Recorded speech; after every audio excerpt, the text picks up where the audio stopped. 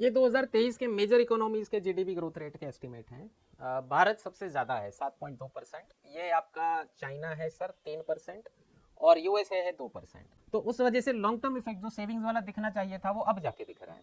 तो कई वर्षों से आपके पिताजी आपके दादाजी जो सेविंग्स कर करके जहाँ पे इन्वेस्ट कर रहे थे वो वाली चीज़ जीडीपी में अब दिख रही है। बजट में डेफिसिट 3 टाइप की होती है। एक है रेवेन्यू डेफिसिट, यानी आपकी जीडीपी का कितना परसेंट है आपका डेट, जिससे आपको एक अंदाजा मिलेगा कि आपकी इकोनॉमी ठीक राह पे जा रही है कि नहीं जा रही। तो आप देख सकते हैं सर, अमेरिका का डेट टू जीडीपी रेशियो है इस वक्त 123% और भारत का डेट टू जीडीपी रेशियो कितना है सर 61%, 61%। ये गवर्नमेंट फिगर है। मेरे एक मित्र हैं, अच्छे इकोनॉमी के जानकार हैं, उन्होंने मुझे फ़ोन करके पूछा कि संकेत, बाजार में तो सब लोग बता रहे हैं कि मार्केट में मंदी है मंदी है मंदी है, लेकिन जीडीपी फिर भी बढ़े जा रही है। नमस्ते मित्रों, आज वाला बजट का लेक्चर कुछ खास होगा। निर्मला जी की तरह हमारा भी छठा वर्ष हो चुका है बजट लेक्चर प्रेजेंट करते हुए, और स्टूडेंट्स के मन में क्वेश्चन है कि सर इंटरिम बजट है तो कुछ ज़्यादा अनाउंसमेंट तो हुई नहीं है, तो हम भी सोच रहे थे कि क्या स्पेशल किया जाए इस बार के लेक्चर में। तो आपको कुछ टर्म्स अच्छे से एक्सप्लेन करेंगे जो बजट रिलेटेड होते हैं, क्योंकि इस बार कोई नई अनाउंसमेंट्स नहीं है। तो बहुत इंटरेस्टिंग लेक्चर होगा, पूरा ज़रूर देखिएगा। तो शुरू करते हैं। एक तो ये इंटरिम बजट है, माने इलेक्शन ईयर है, मार्च महीने में आपकी लोकसभा डिसॉल्व हो जाएगी, तो गवर्नमेंट पूरा बजट पास करने का प्रोसेस कंप्लीट नहीं कर पाएगी। तो उस वजह से एक शब्द प्रयोग होता है वोट ऑन अकाउंट। हमने कॉन्स्टिट्यूशन में डिटेल में स्टडी किया हुआ है उसको, कि आने वाली सरकार आने तक, नई सरकार आने तक लगभग जुलाई अगस्त महीने तक का खर्चा भारत सरकार का निकल जाए। उस कारण से उसके लिए, उसके प्रावधान के रूप में एक वोट ऑन अकाउंट प्रेजेंट होता है, जिससे पार्लियामेंट की परमिशन ली जाती है कि भैया 4-5 महीने का खर्चा हमको दे दीजिए। तो इस बजट में कुछ ज़्यादा पॉलिसी चेंजेस नहीं होते। फिर भी बजट जब आप देखना शुरू करें तो सबसे पहली नज़र आपकी जानी चाहिए जिस चीज़ पे, जिस जगह पे, एक भारत के जागरूक नागरिक होने के नाते, कि वो है सबसे पहली चीज़ कि पैसा कहाँ से आ रहा है, पैसा कहाँ जा रहा है। बजट शब्द का मतलब क्या हुआ, आने वाले वर्ष का, आने वाले वित्तीय वर्ष का, फाइनेंशियल ईयर का भारत सरकार का इनकम और एक्सपेंसेस का, आमदनी और खर्च का हिसाब किताब। तो सबसे पहली नज़र आपकी जानी चाहिए कि पैसा कहाँ से आ रहा है। और सबसे बड़ा हेड, जो सबसे बड़ी इनकम का सोर्स है हमारे बजट का इस बार भी, वो है बोरोइंग्स एंड अदर लाइबिलिटीज़, यानी हम लोग जो उधार ले रहे हैं, जो कर्ज ले रहे हैं, वो सबसे बड़ा सोर्स है।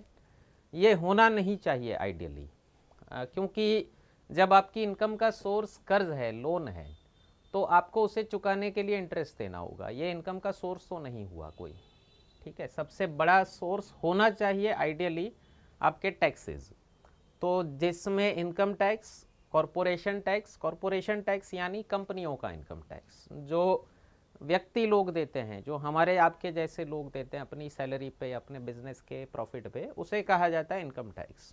और जो कंपनी देती है अपने इनकम के ऊपर, वो कहा जाता है कॉरपोरेशन टैक्स। और तीसरी चीज़ है ये जीएसटी, इनडायरेक्ट टैक्सेस कहा जाता है, जिसको आइडियली आदर्श स्थिति में सबसे बड़ा सोर्स होना चाहिए आपका जीएसटी, क्योंकि जितना प्रोडक्शन ज़्यादा होगा, जितना सेल्स ज़्यादा होगा इकोनॉमी में, उसका मतलब है वेल्थ जनरेशन, इनकम जनरेशन उतनी ज़्यादा हो रही है, लोगों के पास पैसा उतना ज़्यादा जा रहा है। ये हिसाब गड़बड़ हुआ है आपके कोरोना की क्राइसिस के बाद। मैं आपको ज़रा पिछले साल का भी हिसाब दिखा दूं। 2023 में भी सेम स्थिति थी। 34% आपका सबसे बड़ा सोर्स था इनकम का बोरोइंग्स एंड अदर लाइबिलिटीज़, लेकिन तब जीएसटी था 17% और इनकम टैक्स था 15%, कॉरपोरेशन टैक्स था 15%। तो आप इस साल में इम्प्रूवमेंट देख सकते हैं। बोरोइंग्स घट के हो गई है 28%, जीएसटी बढ़ के हो गया 18%, इनकम टैक्स काफ़ी अच्छा इंक्रीज हुआ है 19% हो गया, और कॉरपोरेशन टैक्स भी 17% हो गया। माने हम लोग सही राह पे जा रहे हैं। और ये था 2022 का बजट, आप कंपेयर कर सकते हैं। 2023 में 34% कर्ज से आ रहा था, 2022 में 35% था। कॉरपोरेशन टैक्स, इनकम टैक्स और जीएसटी कम था। तो इस साल ये वाला चीज़ आपका सही जगह पे जा रहा है। और मैं जस्ट कोरोना के पहले वाला बजट दिखाऊं आपको, 2019-20 का बजट, तो उसमें सबसे बड़ा सोर्स ऑफ इनकम था जीएसटी 21%, साथ ही साथ कॉरपोरेशन टैक्स 21%, उसके बाद थर्ड था बोरोइंग्स यानी कि कर्ज, और इनकम टैक्स भी लगभग बराबर ही था। तो ये अच्छी स्थिति कही जाती है, माने गवर्नमेंट अच्छे रास्ते पे थी, ठीक रास्ते पे थी, फाइनेंशियली हम लोग काफ़ी स्टेबल होते जा रहे थे। लेकिन कोरोना की क्राइसिस के कारण 2 साल लगभग बिजनेस ठप रहा। अभी भी कुछ आफ्टर शॉक्स दिख रहे हैं उस चीज़ के, अभी भी हर सेक्टर मंदी से बाहर नहीं आ पाया। तो एक ये हो गया इनकम। और दूसरी चीज़ जहाँ पे आपकी नज़र जानी चाहिए बजट को स्टडी करते वक्त, किसी भी जागरूक नागरिक की तरह, ज़रूरी नहीं आप अगर कम्पिटिटिव एग्ज़ाम की प्रिपरेशन कर रहे हो, आप जस्ट इकोनॉमी से आप अगर अच्छी तरह परिचित हैं तो आप अपने बिजनेस में भी, अपनी जॉब में भी ठीक ठाक हिसाब लगा पाएंगे, क्योंकि जहाँ पे इकोनॉमी जा रही है उसी दिशा में आपका बिजनेस भी जाएगा। तो आपको पता चलेगा कि भैया ये इन्वेस्ट करने लायक माहौल है कि नहीं। तो बजट के ऊपर अगर आप छोटा बिजनेस भी ओन कर रहे हैं, छोटी सी किराने की दुकान है, इवन चाय का ठेला भी है, तब भी बजट पे आपकी नज़र होनी चाहिए। तो आपको पता चले कि मुझे चाय के ठेले से होटल खोलनी चाहिए कि नहीं, तो आपका ध्यान रहेगा कि ठीक है इस वक्त इकोनॉमी का माहौल किस टाइप का है। तो खर्चा भी जाहिर सी बात है, इनकम का सबसे बड़ा सोर्स है हमारा कर्जा, तो उसके ऊपर खर्चा भी जा रहा है। सबसे बड़ा जो खर्चे का आपका जो हेड है वो है इंटरेस्ट पेमेंट, यानी कि जो हमने उधार लिया हुआ है उसके ऊपर हम ब्याज चुकता कर रहे हैं। ये भी आइडियली नहीं होना चाहिए। सबसे बड़ा आपका हेड होना चाहिए खर्चे का सेंट्रल सेक्टर स्कीम, यानी कि गवर्नमेंट जो अपनी स्कीम्स चला रही है उस पर सबसे ज़्यादा खर्च होना चाहिए, जिससे कि आपका फर्दर कुछ ना कुछ इंफ्रास्ट्रक्चर वगैरह कुछ डेवलप हो रहा हो, तो गवर्नमेंट के प्लान के हिसाब से चल रहा होता है ये वाला। अब जब इनकम से एक्सपेंसेस यानी कि इनकम से खर्च ज़्यादा हो आपका, तो उस बजट को कहा जाता है डेफिसिट बजट, और बजट का एक हिसाब होता है। तो इनकम माइनस एक्सपेंसेस अगर आप करोगे और अगर बैलेंस नेगेटिव आ रहा है यानी कि खर्च ज़्यादा है, तो उसे कहा जाएगा फिस्कल डेफिसिट। हिंदी में कहा जाता है वित्तीय घाटा या फिर राजकोषीय घाटा, गुजराती में कहा जाता है नाणकीय खाद। ये वाला बजट भी हम लोग हिंदी में प्रेजेंट कर रहे हैं क्योंकि दिल्ली वाले स्टूडेंट्स काफ़ी डिमांड करते हैं आउट ऑफ गुजरात वाले कि सर कम से कम इकोनॉमिक्स के लेक्चर आप हिंदी में, इकोनॉमिक्स और इंटरनेशनल वाले। तो गुजरात बजट वाला गुजराती में होगा, चिंता मत कीजिएगा। अगर ये इनकम ज़्यादा है, अगर इसका बैलेंस पॉजिटिव आ रहा है, इनकम माइनस एक्सपेंडिचर का बैलेंस पॉजिटिव आ रहा है, तो उसे कहा जाएगा सरप्लस बजट। तो गुजरात बजट हमारा पिछले कई वर्षों से सरप्लस बजट जा रहा है। बजट में डेफिसिट 3 टाइप की होती है। एक है रेवेन्यू डेफिसिट, यानी कि total revenue expense minus total revenue receipts. अगर रेवेन्यू एक्सपेंस ज़्यादा है, रेवेन्यू एक्सपेंस क्या हुआ, माने आपने अगर इस साल खर्च किया और इसी साल उसका रिटर्न मिल गया, तो उसे कहा जाएगा रेवेन्यू एक्सपेंसेस। और तीसरी है प्राइमरी डेफिसिट, यानी कि fiscal deficit minus interest payment. इससे क्या पता चलेगा कि आपकी जो उधारी है उसमें प्रिंसिपल क्या है, आपका जो असल जो मोल आपको जो चुकाना है, जो प्रिंसिपल अमाउंट वो कितनी है, माइनस इंटरेस्ट पेमेंट कर दोगे तो आपको मिल जाएगी प्राइमरी डेफिसिट। अब ज़रा डेफिसिट का ट्रेंड देख लेते हैं हम लोग। जैसे मैंने कहा आपको कि गवर्नमेंट बड़े अच्छे सिचुएशन पे थी कोरोना से पहले। ये 2019-20, ये 18-19 का साल है। हमारी फिस्कल डेफिसिट हो चुकी थी 3.4% ऑफ जीडीपी, और गवर्नमेंट का गोल है, गवर्नमेंट का टारगेट है 3% से कम करना इसको। लेकिन आप देख सकते हैं 2020 के आते आते, कोरोना आते आते ये डेफिसिट शूटअप होके पहुंच गई 9.2% जीडीपी का, और गवर्नमेंट की अपर लिमिट है 5% कि जीडीपी के 5% से ज़्यादा तो डेफिसिट किसी हालत में नहीं जानी चाहिए।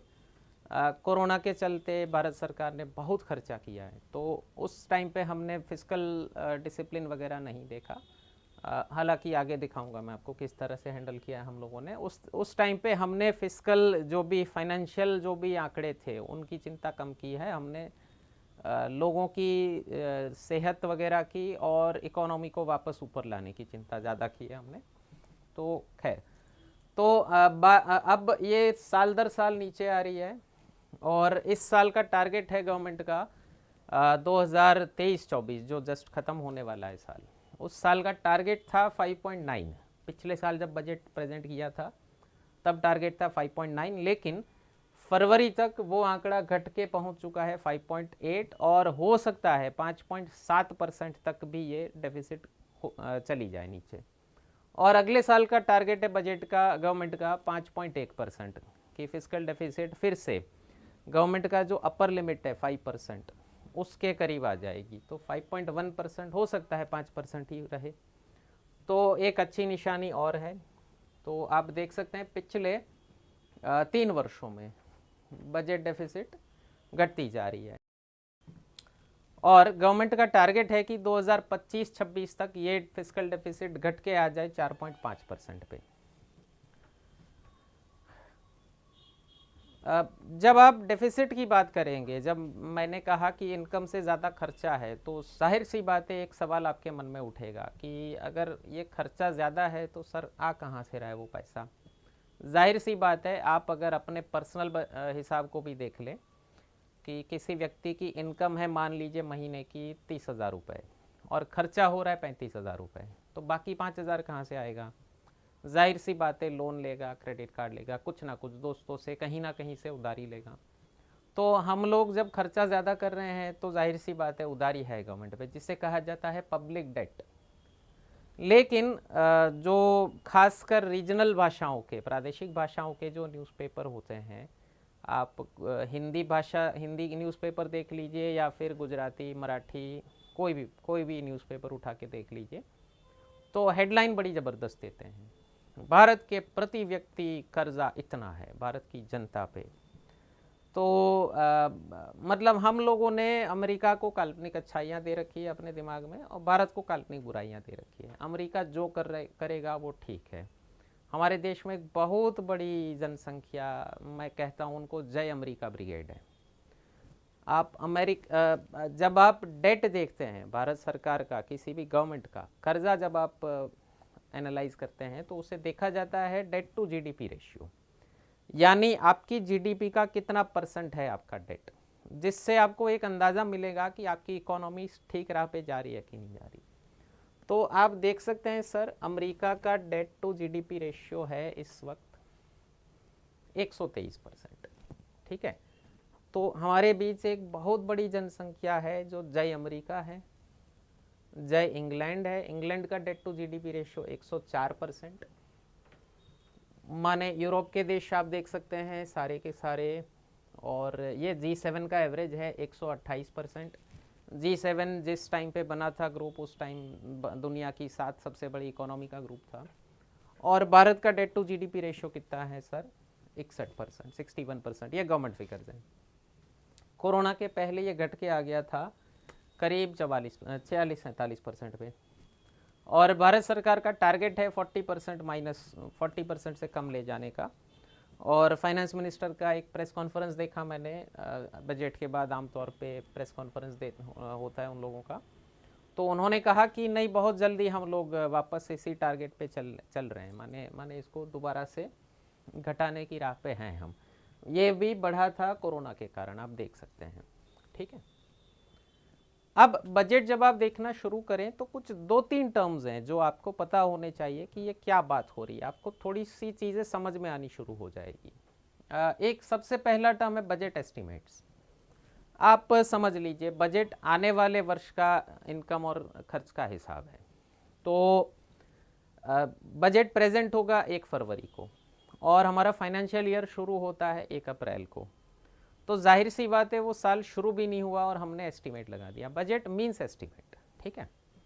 तो बजट में एक एस्टिमेट होगा जिससे अलग अलग भाषा में अलग अलग शब्द कहे जाते हैं, लिख दिया मैंने।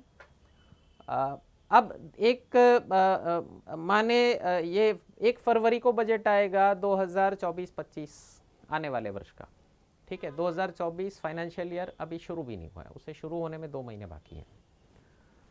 साथ ही साथ 2023-24 साल अभी चल रहा है, ठीक है, और ये वाला साल ख़त्म होगा 2 महीने बाद। तो पिछले साल 1 फरवरी 2023 को जो आंकड़े हमने गवर्नमेंट ने रिलीज़ किए थे वो उस टाइम के लिए बजट एस्टिमेट्स थे। 10 महीने के बाद गवर्नमेंट को पता चलेगा कि अच्छा हमने जितना सोचा था उससे ज़्यादा खर्च हुआ, कम खर्च हुआ, क्या हो रहा है। तो एक आंकड़ा होगा रिवाइज्ड एस्टिमेट्स, वो होगा करंट फाइनेंशियल ईयर का, यानी 2023-24 के रिवाइज्ड एस्टिमेट्स भी इस बजट में होंगे। और एक तीसरा आंकड़ा होता है एक्चुअल्स, एक्चुअल होंगे पिछले वित्तीय वर्ष के। 2022-23 में एक्चुअल खर्च कितना हुआ वो तो गवर्नमेंट को पता चलेगा 1 अप्रैल 2023 के बाद, और तब तक तो पिछले साल का बजट भी आ गया था, तो पिछले साल के एक्चुअल्स भी आएंगे आपके इस वर्ष में। तो 3 वर्षों के आंकड़े होते हैं किसी भी बजट में। मैं ज़रा आपको आंकड़ों के साथ दिखा दूँ। 2022-23 पिछला वित्तीय वर्ष, पिछले फाइनेंशियल ईयर का होगा एक्चुअल्स।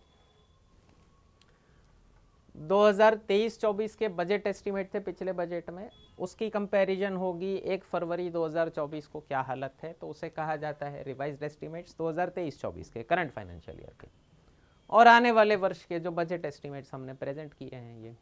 तो 3 छोटे छोटे टर्म्स आप समझ लीजिए, आपको थोड़ी सी आसानी होगी बजट को समझने में। जब भी फाइनेंस मिनिस्टर कहती है कि बजट एस्टिमेट ये है, रिवाइज्ड एस्टिमेट ये है और एक्चुअल ये है, ठीक है। तीसरी चीज़ जहाँ पे आपकी नज़र जानी चाहिए कि भैया मेरी सरकार कितना प्रोग्रेस कर रही है, मेरे देश की इकोनॉमी कहाँ पे है, अच्छा काम कर रही है या नहीं कर रही, तो वो होगा आपका टोटल एक्सपेंडिचर। माने आपके भारत सरकार का टोटल बजट कितना है, कुल खर्च कितना कर रही है। तो आने वाले वर्ष का जो बजट प्रेजेंट किया है इन्होंने, उसका खर्च अनुमान है 47,65,000 करोड़ रुपए, 47.6 लाख करोड़ रुपीज़। और अगले वर्ष तक 2025-26 तक ये आंकड़ा पहुंच जाएगा 50 लाख करोड़ पे। तो बहुत अच्छी चीज़ है, आप गर्व कर सकते हैं इस बात पे। जिसमें से रिसीट हैं, गवर्नमेंट की इनकम है लगभग 30 लाख करोड़ रुपए, और डेफिसिट है गवर्नमेंट की लगभग 17 लाख करोड़ रुपए। तो इतना कर्ज एक्स्ट्रा गवर्नमेंट ले रही है इस बार, ठीक है।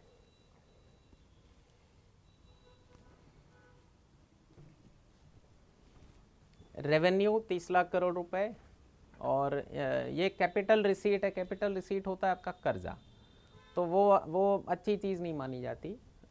और आपका टोटल ओके। अब एक्सपेंसेस के 2 हेड होते हैं आपके, एक है रेवेन्यू एक्सपेंस, दूसरा है कैपिटल एक्सपेंस। क्या फ़र्क है दोनों खर्चों में समझ लीजिए। एक गवर्नमेंट के खर्चे 2 प्रकार के होते हैं, एक है कैपिटल एक्सपेंडिचर, यानी खर्चा आप इस साल कर रहे हैं लेकिन आपको रिटर्न मिलेंगे कई वर्षों तक। अकाउंटेंसी की भाषा में उसे कहा जाता है कैपिटल एक्सपेंडिचर, या फिर मूड़ी खर्च या पूंजी खर्च।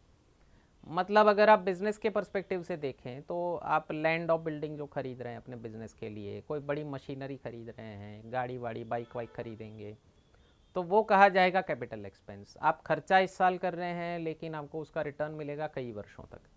गवर्नमेंट के पर्सपेक्टिव से देखा जाए तो कैपिटल एक्सपेंडिचर होगा इंफ्रास्ट्रक्चर, यानी रोड, रेलवे, स्कूल, यूनिवर्सिटी वगैरह। आप खर्चा इस साल कर रहे हैं, रिटर्न मिलेगा कई वर्षों तक। और रेवेन्यू एक्सपेंस होता है आप खर्चा इस वर्ष कर रहे हैं, आपको रिटर्न भी मिलेगा इसी वर्ष का। माने सैलरी, आप सैलरी जितने टाइम के लिए दोगे उतने टाइम के लिए सर्विसेज मिलेंगी आपको, एडवर्टीजमेंट वगैरह। गवर्नमेंट के हिसाब से देखा जाए तो एक खर्चा और होता है सब्सिडी। सब्सिडी यानी आप जो भी सर्विसेज गवर्नमेंट की यूज़ कर रहे हैं उस पे गवर्नमेंट कुछ खर्चा अपने हिसाब अपने पे भुगत अपनी जेब पे भुगतती है। मतलब आपने अगर देखा हो रेलवे की टिकट, आपने अगर एसी टिकट कटाई हो तो अब गवर्नमेंट उस पर लिख के दे रही है कि आपने एक्चुअल कॉस्ट का केवल 53% आपने खर्च किया हुआ है, तो बाकी 47% गवर्नमेंट अपनी जेब से खर्च कर रही है। सेम चीज़ बिजली पे, आप अपने बिजली का बिल देख लीजिएगा। पहली 200 यूनिट का एक रेट होगा, मान लीजिए 2.5 रुपये, फिर 201 से 400 यूनिट का बिल होगा, मान लीजिए 4 रुपये, और 400 प्लस यूनिट का बिल होगा, मान लीजिए 6 रुपये, 6.5 रुपये। तो जो पहले 400 यूनिट पे जो आपसे कम वसूली कर रही है गवर्नमेंट, वो अपनी जेब पे भुगत रही है, तो वो हो गई सब्सिडी, ठीक है। अब कोरोना के कारण रिसेशन में आ गई थी इकोनॉमी, और रिसेशन से इकोनॉमी को रिवाइव करने के लिए एक पैकेज चाहिए होता है जिसे कहा जाता है स्टिमुलस पैकेज। स्टिम्युलेंट यानी किसी को नींद से जगाने वाली चीज़। तो जैसे आप सुबह उठ के चाय पियोगे तो आप तरोताज़ा फील करोगे, क्योंकि चाय है स्टिमुलेंट। तो इकोनॉमी को भी जगाने के लिए कोई स्टिमुलेंट चाहिए। तो दो टाइप के स्टिमुलस होते हैं रिसेशन से बाहर निकलने के लिए। एक होता है डायरेक्ट कैश, यानी कि आप रेवेन्यू एक्सपेंस ज़्यादा खर्च करो, लोगों की जेब में, लोगों के अकाउंट में पैसे ट्रांसफ़र कर दो, उससे आपको इन्फ्लेशन का सामना करना पड़ेगा। अमेरिका ने, यूरोप ने, सब देशों ने यही काम किया था, और उनकी इकोनॉमी अभी बहुत बुरी हालत में, दिखाऊंगा मैं आपको आगे। इन्फ्लेशन भी उनके 40-50 साल के रिकॉर्ड पे थे, और अभी भी ग्रोथ वाले फेज़ में नहीं आई उनकी इकोनॉमी। और दूसरा ऑप्शन होता है इंफ्रास्ट्रक्चर पे खर्च कीजिए आप। अमेरिका ने जब 1929 वाला जो ग्रेट डिप्रेशन कहा जाता है, जब उस टाइम पे अमेरिका ने यही काम किया था, केनेजियन मॉडल कहते हैं जिसे। जॉन मेनर्ड केन्स नाम के एक इकोनॉमिस्ट थे, उनकी थियरी है कि अगर आपकी इकोनॉमी रिसेशन में है तो गवर्नमेंट को खर्चा करना चाहिए, स्पेंड करो स्पेंड करो स्पेंड करो, लेकिन कहाँ पे खर्चा करो? इंफ्रास्ट्रक्चर पे। क्यों? क्योंकि वो आपको आने वाले कई वर्षों तक काम आएगा।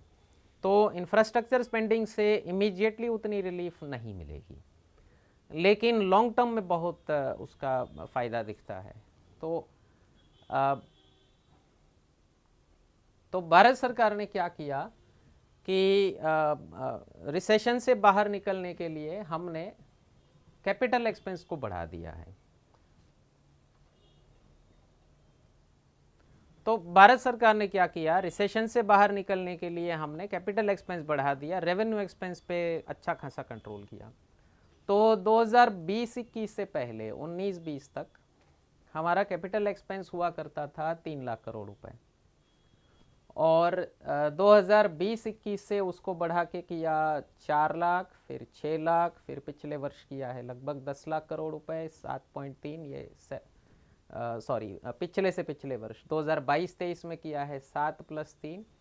पिछले वर्ष में भारत सरकार ने अकेले खर्च किया है 10 लाख करोड़ रुपए, और प्लस राज्यों का मिला के एस्टिमेट्स आ रहे हैं कि लगभग ये 15 करोड़ तक पहुंच जाएगा।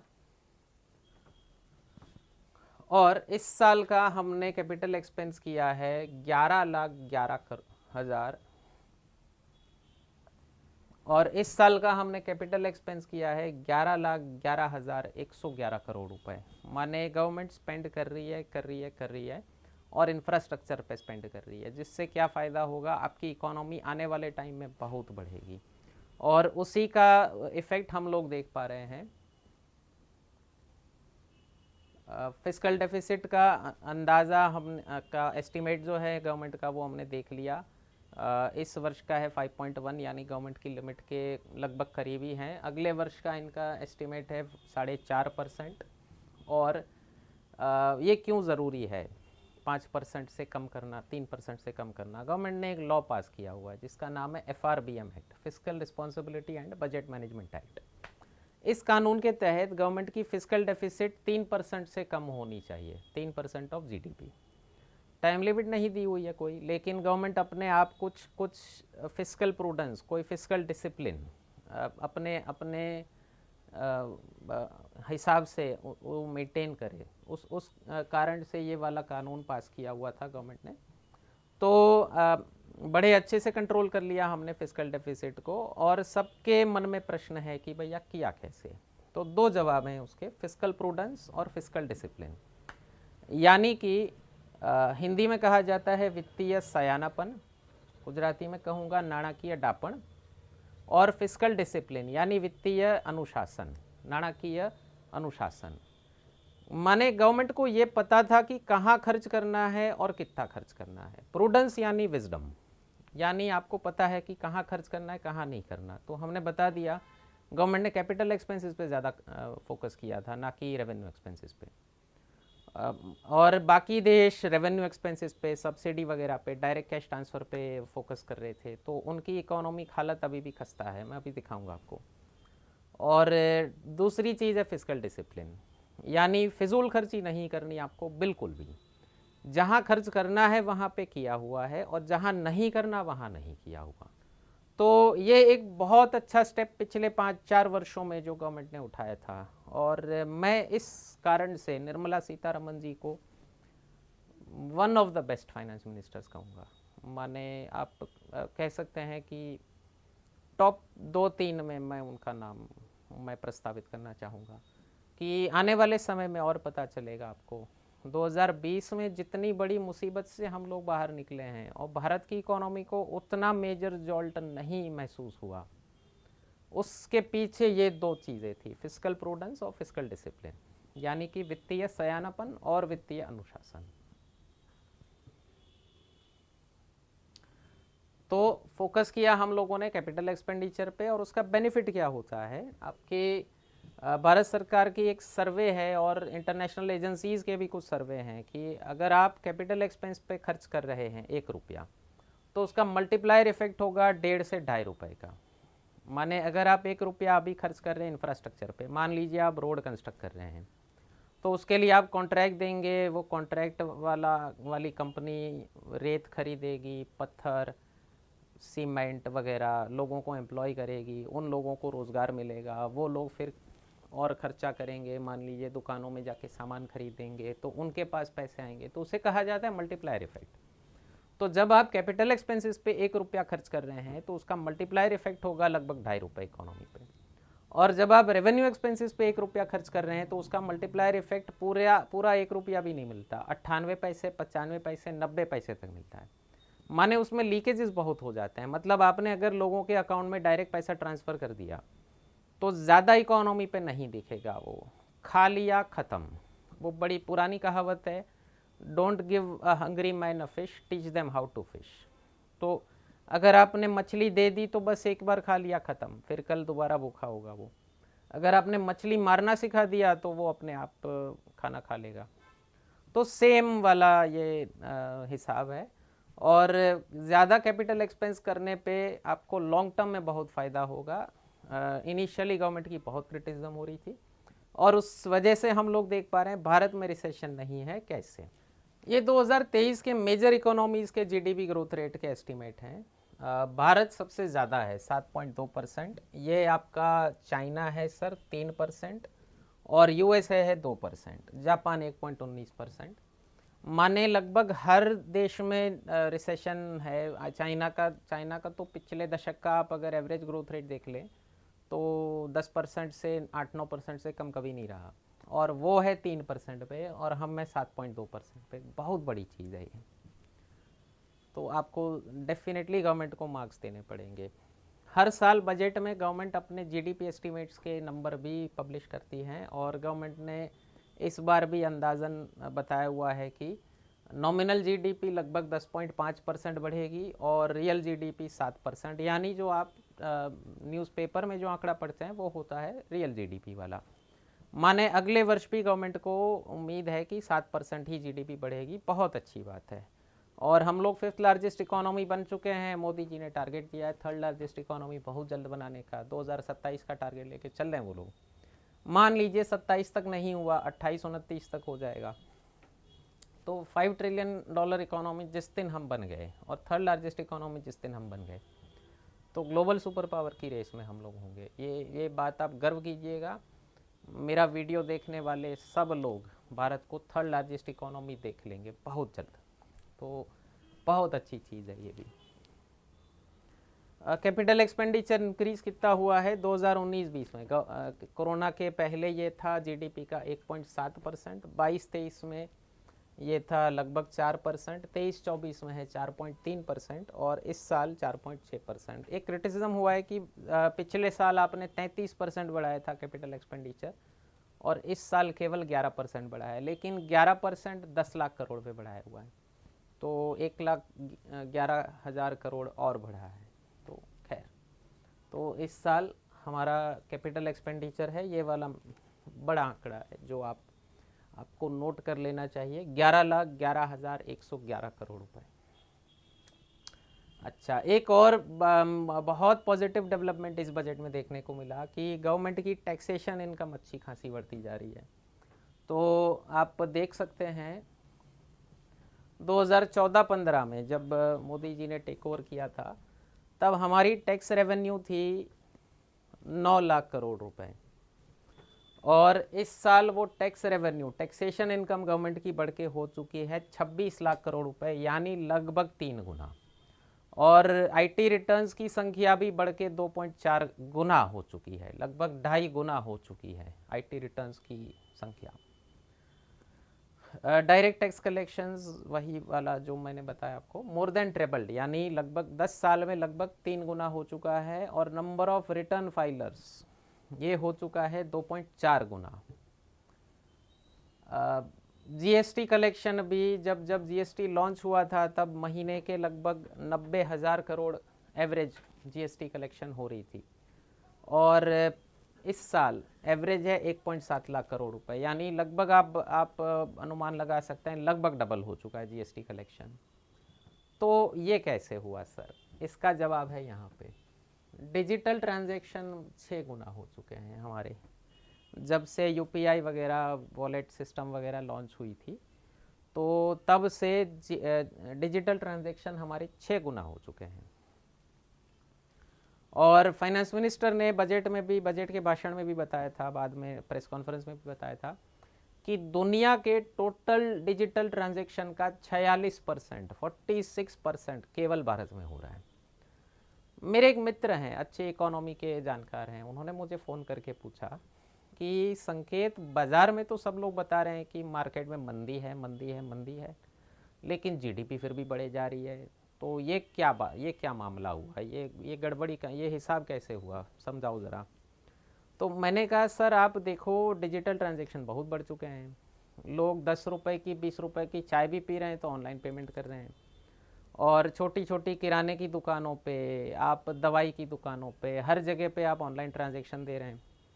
ये वो दुकानें थी जिन्होंने कभी आईटी रिटर्न फाइल नहीं किया, और उनके पास कितनी इनकम जा रही है गवर्नमेंट को कभी पता नहीं था, उनकी इनकम कभी भी आंकड़ों में नहीं छपी, कभी उनका हिसाब कभी भी गवर्नमेंट के आंकड़ों में नहीं आया।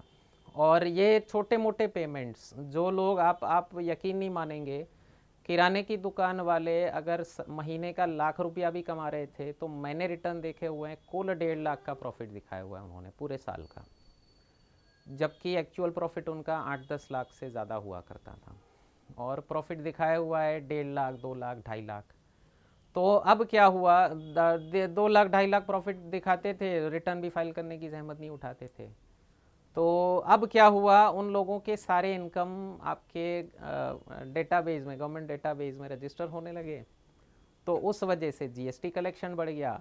जीएसटी कलेक्शन बढ़ गया, आपका कुछ टर्नओवर दिख रहा है तो इनकम टैक्स कलेक्शन भी बढ़ गया, तो उस वजह से जीडीपी आपको बढ़ी हुई दिख रही है। अमेरिका में यही हो रहा था, अमेरिका में ब्लैक इकोनॉमी लगभग ना के बराबर थी, और हमारे यहाँ पैरेलल इकोनॉमी कही जाती थी कि जितनी वाइट वाली इकोनॉमी है उतनी ब्लैक वाली इकोनॉमी है। तो वो ब्लैक इकोनॉमी जिस स्पीड से कम होगी, वो ब्लैक वाला पैसा जितनी जल्दी वाइट में आएगा उतनी ही जल्दी हमारी जीडीपी बढ़ेगी। फ़र्क क्या पड़ेगा, परसेप्शन का फ़र्क होता है। आप जब दुनिया के सामने कहोगे मेरी इकोनॉमी $5 ट्रिलियन की है, और अगर आप ब्लैक इकोनॉमी चलने देते और आपकी इकोनॉमी रजिस्टर पे भी अगर $2.5 ट्रिलियन की ही होगी, तो एक आपके देश का पावर कम हो जाता है, और अमेरिका वगैरह ने यही किया है इतने वर्षों से, तो अब हम उन्हीं की गेम खेलना सीख चुके हैं। दूसरा बड़ा एक फैक्टर है अपने इकोनॉमिक ग्रोथ के पीछे कि डोमेस्टिक कंजम्पशन, लोगों की कंजम्पशन हमारी जीडीपी का लगभग 55-56% होती है हर साल। तो इस वजह से हमारी जीडीपी फॉरेन फैक्टर्स पे उतनी आधारित नहीं है। और दूसरा सबसे बड़ा हेड होता है हमारे जीडीपी ग्रोथ का प्राइवेट इन्वेस्टमेंट्स, लगभग 33% लोगों का इन्वेस्टमेंट होता है। तो हमारे देश का जो सेविंग्स कल्चर है वो भी हमारी जीडीपी को अच्छा खासा बूस्ट दे रहा है। तो अमेरिका का स्पेंडिंग कल्चर वही हुआ रेवेन्यू एक्सपेंडिचर, और हमारा सेविंग्स कल्चर हुआ कैपिटल एक्सपेंडिचर। तो हम लोग बचत में ज़्यादा यकीन करते हैं, हमारा देश ही सेविंग्स वाला है। तो उस वजह से लॉन्ग टर्म इफेक्ट जो सेविंग्स वाला दिखना चाहिए था वो अब जाके दिख रहा है। तो कई वर्षों से आपके पिताजी, आपके दादाजी जो सेविंग्स कर करके अपने जो भी आपके बॉन्ड्स हों, किसान विकास पत्र हो, एफडी हो, या फिर जो भी हो म्यूचुअल फंड वगैरह में जहाँ भी इन्वेस्ट कर रहे थे, वो वाली चीज़ जीडीपी में अब दिख रही है। और म्यूचुअल फंड वाले इन्वेस्टमेंट से भी जो यंगस्टर्स में काफ़ी क्रेज़ है उस चीज़ का, उससे भी काफ़ी फ़र्क पड़ रहा है जीडीपी को। खैर, अब आते हैं गवर्नमेंट ने बड़ी बड़ी योजनाओं की क्या घोषणा की है, माने क्या ये जो जीडीपी वगैरह हो रही है, इंफ्रास्ट्रक्चर वगैरह खर्चा हो रहा है, तो कहाँ जाएगा। मोटा मोटा खर्चा तो हमें पता चलेगा जुलाई वाले बजट में, लेकिन अभी कुछ कुछ चीज़ें कुछ चीज़ें जो कंटिन्यूड योजनाएं थी उन्हीं को दिखा दिया है गवर्नमेंट ने, उन्हीं पे एक्सटेंड किया है गवर्नमेंट। फाइनल डिटेल्स हमको पता चलेगी जुलाई वाले बजट में, जब जब पूरी सरकार नई वाली बन जाएगी और डिटेल बजट आएगा। लेकिन अभी जो करंट योजनाएं हैं जिनके ऊपर एक्सपेंस बढ़ा सकते हैं गवर्नमेंट, तो उनके कुछ कुछ आंकड़े दिए हुए उन्होंने। एक पीएम आवास योजना ग्रामीण, यानी कि गांव के लोगों को अपना घर बनाने के लिए जो पैसे दे रही है गवर्नमेंट, तो उसके लगभग 3 करोड़ घर नियर कंप्लीशन है, 3 करोड़ घर लगभग बन जाएंगे इस वर्ष के अंत तक। तो उसे अगले 5 वर्षों में 2 करोड़ एक्स्ट्रा घर बनाने का टारगेट दिया हुआ है। तो वही है, कैपिटल एक्सपेंस कर रही है। लोगों के पास इंफ्रास्ट्रक्चर बढ़ेगा तो जाहिर सी बात है उनकी भी प्रोडक्शन कैपेसिटी बढ़ेगी, आने वाले समय में जीडीपी बढ़ेगी। लीकेजेस कम कर दिए गवर्नमेंट ने, सबसे बड़ी काम किया हुआ है। 30 करोड़ लगभग मुद्रा योजना की लोन दे चुके हैं, जो विमेन एंटरप्रेन्योर्स को है। लगभग 42 करोड़ लोन दे चुकी है गवर्नमेंट, जिसमें से 30 करोड़ मुद्रा योजना को दी हुई, मुद्रा योजना महिलाओं को दी हुई है लोन। तो एक बहुत बड़ा फोकस है इनका नारी शक्ति पे। मुद्रा योजना से छोटे बिजनेसेस को लोन मिला तो उनके एक्सपांशन हुए, तो छोटे छोटे बिजनेसेस के एक्सपांशन से भी जीडीपी को काफ़ी बूस्टअप मिला है। हायर एजुकेशन में फीमेल पार्टिसिपेशन, फीमेल एनरोलमेंट लगभग 28% बढ़ चुका है। और एक कोर्स कहे जाते हैं स्टेम, साइंस, टेक्नोलॉजी, इंजीनियरिंग और मैथ्स, इन्हीं कोर्सेज को कहा जाता है आने वाले समय में वेल्थ जनरेशन करेंगे। तो स्टेम कोर्सेज में महिला पार्टिसिपेशन 43% हो चुका है और ये लगभग दुनिया के हाईएस्ट में से है। तो ये भी एक बहुत अच्छी चीज़ है। एक बहुत अच्छी स्कीम लॉन्च की थी गवर्नमेंट ने, लखपति दीदी। तो लगभग 1 करोड़ महिलाओं को छोटे छोटे उद्योगों के माध्यम से गांव में, छोटे छोटे शहरों में सेल्फ हेल्प ग्रुप्स कहे जाते हैं, उनके माध्यम से लगभग 1 करोड़ महिलाओं को छोटे छोटे उद्योग बनाने में, छोटे छोटे उद्योग सेटअप करने में हेल्प मिली। और उससे 1 करोड़ महिलाएं लगभग साल के लाख रुपए कमाना शुरू कर दी, लाख से प्लस, 1 लाख प्लस। तो उन्हें गवर्नमेंट ने एक अच्छा सा खिताब दे दिया, लखपति दीदी। और इस लखपति दीदी का गोल अब गवर्नमेंट ने बढ़ा के कर दिया है 3 करोड़। तो आप समझ सकते हैं किस माइक्रो लेवल पे प्लानिंग चल रही है जीडीपी को बूस्ट करने की। गांव में महिलाओं को मान लीजिए बिजनेस करने से मोटिवेट नहीं किया जाता, अगर गवर्नमेंट इस टाइप से कुछ ग्लोरीफाइड सा टाइटल दे देगी, लखपति दीदी, तो फिर वो पुरानी जो हेजिटेशन है वो भी चली जाती है कहीं ना कहीं। मेडिकल कॉलेज लगभग हर ज़िले में एक या बन चुका है या बन रहा है, और मेडिकल कॉलेज खोलने के लिए भी एक कमेटी बनाएगी गवर्नमेंट। 9 से 14 वर्षों की लड़कियों के लिए सर्वाइकल कैंसर के लिए अभी एक सोशल मीडिया इन्फ्लुएंसर हैं, चली गई सर्वाइकल कैंसर में, तो उसके वैक्सीनेशन पे जोर देगी गवर्नमेंट। और ईस्टर्न रीजन, यानी वित्त मंत्री जी ने नाम लेके बताया था, बिहार, बंगाल, झारखंड, छत्तीसगढ़, ओडिशा, भारत का जो पूर्वी इलाका है वहाँ पे डेवलपमेंट काफ़ी कम है। तो गवर्नमेंट ने एक स्कीम लॉन्च की थी एस्पिरेशनल डिस्ट्रिक्ट्स की। एस्पिरेशनल डिस्ट्रिक्ट माने आशास्पद, यानी आकांक्षा वाले ज़िले, माने पॉजिटिव नाम दिया था गवर्नमेंट ने।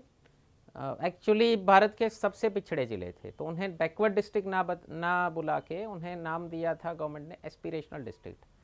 जाहिर सी बात है, जहाँ पे डेवलपमेंट कम होगा उसी की एस्पिरेशन, उसी की आकांक्षाएं डेवलपमेंट के लिए सबसे ज़्यादा होगी, तो उनको नाम दिया एस्पिरेशनल डिस्ट्रिक्ट। फिर उससे और माइक्रो स्केल पे ले गए, एस्पिरेशनल ब्लॉक्स करके आइडेंटिफाई किया। तो वित्त मंत्री जी ने बताया कि भारत के एस्पिरेशनल डिस्ट्रिक्ट और ब्लॉक्स में सबसे ज़्यादा हिस्सा इन ईस्टर्न रीजन्स का है, बिहार, बंगाल, ओडिशा, झारखंड और छत्तीसगढ़। तो इन पे और फोकस होगा आने वाले वर्षों में। जाहिर सी बात है, जब तक आपका ऑलराउंड डेवलपमेंट नहीं होगा पूरे देश का, तब तक लॉन्ग टर्म ग्रोथ सस्टेन नहीं हो पाएगा। एक और फोकस है गवर्नमेंट का ग्रीन एनर्जी पे। हम लोगों ने एक टारगेट दिया हुआ है net zero carbon emission by 2070, यानी 2070 तक भारत का कोई पोल्यूशन नहीं होगा, जितना पोल्यूशन होगा वो उसी में कंज्यूम भी हो जाएगा। तो उसके लिए हम लोगों ने टारगेट रखे हुए हैं रिन्यूएबल एनर्जी का शेयर अपने एनर्जी बास्केट में बढ़ाने के लिए, और 2024 तक हमारा टोटल एनर्जी में जितनी भी एनर्जी खपत है उसका लगभग 44% हम लोग नॉन फॉसिल फ्यूल यानी पेट्रोल वगैरह कोयला वगैरह के अलावा जो सोर्सेज हैं, आप सोलर, विंड, हाइडल या फिर न्यूक्लियर जो भी कह लीजिए, तो उनका शेयर बढ़ के हो चुका है 44। और इसे और बढ़ाने के लिए विंड एनर्जी पे वायबिलिटी गैप फंडिंग करेगी। वायबिलिटी गैप फंडिंग माने अगर किसी कंपनी को मान लीजिए विंड मिल के फार्म्स एस्टैब्लिश करने हैं और उनके पास फंडिंग की कमी है तो गवर्नमेंट उनको फंडिंग देगी, लेकिन नाम है वायबिलिटी गैप फंडिंग, यानी उस एरिया में आपका प्रोजेक्ट वायेबल होना चाहिए। वायेबल यानी प्रैक्टिकली पॉसिबल होना चाहिए, तो उसको स्टडी करके गवर्नमेंट फंडिंग करेगी कि भैया आप इसको बढ़ाइए। और ऑफशोर विंड एनर्जी का टारगेट रखा हुआ है 1 गीगावाट इनिशियली। कोयला भारत के पास बहुत है और गैस की खपत हमारी बहुत है, क्योंकि आप आप अंदाज़ा लगाइए, लगभग 10 करोड़ उजाला कनेक्शन हमने दे दिए और फ्री वाले एलपीजी कनेक्शन जो दिए थे, तो 10 करोड़ और परिवारों को अब गैस की आवश्यकता होगी, एलपीजी वगैरह की। तो कहाँ से आएगा वो? कोयला डर्टी फ्यूल है, लेकिन एलपीजी, सीएनजी वगैरह अच्छे फ्यूल हैं, उनका कोई अपना पोल्यूशन नहीं होता। तो कोयले से गैसिफिकेशन के प्लांट की कैपेसिटी को बढ़ाने का टारगेट रखा है हमने 100 MT का, 100 मेट्रिक टन्स का 2030 तक। फिर सीएनजी वगैरह का ब्लेंडिंग वगैरह का भी मैंडेटरी वाला काम चल रहा है, उस पर भी काम हो रहा है। रूफटॉप सोलराइजेशन, मोदी जी ने जो राम मंदिर के प्राण प्रतिष्ठा वाले दिन कहा था कि 1 करोड़ घरों को और रूफटॉप इलेक्ट्रिफिकेशन किया जाएगा, तो उससे लगभग हर परिवार का सालाना 15 से 18 हज़ार की बचत हो जाएगी। यूथ के लिए लगभग अभी तक पिछले 10 वर्षों में 1.4 करोड़ यूथ को स्किल इंडिया मिशन से ट्रेनिंग मिल चुकी है। मुद्रा योजना मैंने बताया आपको, 23 करोड़ लोन दे चुके हैं। और पीएम श्री स्कूल्स को मॉडर्नाइज करने की, गवर्नमेंट स्कूल्स को मॉडर्नाइज करने की स्कीम है, जिसका भी बजट काफ़ी बढ़ाया हुआ है, 4000 से 6050 करोड़। स्कूल्स के ऊपर अभी बहुत काम करना बाकी है भारत सरकार को। आईआईटीज़ पिछले 10 वर्षों में 16 से 23 हो गए, एम्स 7 से 22 हो गए और यूनिवर्सिटी 723 से 1113 हो गई। ये वाले फिगर्स आने वाले एग्जाम्स में आपके काम आ सकते हैं, तो नोट डाउन कर सकते हैं आप इनको। रेलवे नेक्स्ट है, रेलवे बजट। रेलवे बजट में आपको एक इंटरेस्टिंग आंकड़ा बता दूं। रेलवे में कभी प्रॉफिट नहीं होता, रेलवे में कहा जाता है ऑपरेटिंग रेशियो, और इस वर्ष का अनुमानित ऑपरेटिंग रेशियो है 98.22। ऑपरेटिंग रेशियो का मतलब क्या हुआ कि 100 रुपये कमाने के लिए रेलवे को कितना खर्च करना पड़ रहा है, यानी इस वर्ष रेलवे को 100 रुपये कमाने के लिए लगभग 98.22 रुपये खर्च करने पड़ेंगे। मतलब रेलवे का प्रॉफिट हुआ, आप कह सकते हैं 1.78 रुपये, 1.78%। बड़े कम प्रॉफिट पे काम करती है रेलवे, और आपकी रेलवे टिकट हाईली सब्सिडाइज्ड होती है। आप कभी कंपेयर कर लीजिएगा, अगर आप 3rd टायर एसी का भी टिकट देखेंगे तो पर किलोमीटर आप कितना खर्च कर रहे हैं उसे कंपेयर कर लीजिएगा आप प्राइवेट बस ट्रैवल एजेंसी के साथ और अपनी गाड़ी के साथ, तो आपको पता चलेगा रेलवे में आपकी मुसाफरी का खर्चा लगभग 1.25 से 1.5 रुपया पर किलोमीटर होता है, और वहीं प्राइवेट बस में 2.5-3 रुपये हो जाएगा, अपनी गाड़ी में तो वो 8-10 रुपये तक पहुंच जाएगा, तो 4 से 10 रुपये डिपेंडिंग ऑन योर कार। ठीक है, तो खैर ये है ऑपरेटिंग रेशियो। रेलवे का नेट रेवेन्यू आने वाले वर्ष में अनुमानित है 2800 करोड़ रुपए, और नेट रेवेन्यू माने प्रॉफिट, 2800 करोड़ रुपए प्रॉफिट होगा। रेलवे की कुल इनकम होगी आने वाले वर्षों में लगभग 2,60,000 करोड़ रुपए। एक बड़ी अनाउंसमेंट रेलवे को लेके हुई है। 3 मेजर रेलवे कॉरिडोर्स खोले जाएंगे, इकोनॉमिक रेलवे कॉरिडोर्स। एक है energy, mineral and cement corridor, यानी फैक्ट्रीज़ वगैरह के लिए एनर्जी और सीमेंट वगैरह के आवागमन के लिए कॉरिडोर अलग से खोले जाएंगे, तो प्रोडक्शन बूस्ट करने के लिए है ये। पोर्ट कनेक्टिविटी कॉरिडोर, आपकी फैक्ट्री एक जगह पे है, पोर्ट काफ़ी दूरी पे है, तो उनके बीच में, माने आपके प्रोडक्ट को, ये हुआ आपके प्रोडक्ट के प्रोडक्शन कैपेसिटी को इंक्रीज़ करने के लिए, ये हुआ प्रोडक्ट को मार्केट तक जल्दी पहुंचाने के लिए, और ये जनता के लिए है हाई ट्रैफिक डेंसिटी कॉरिडोर्स, यानी रेलवे में वेटिंग लिस्ट वगैरह ख़त्म करने का गोल है गवर्नमेंट का कि भैया आपको जहाँ तक हो सके, जहाँ तक मुमकिन हो, आपको वेट ना करना पड़े।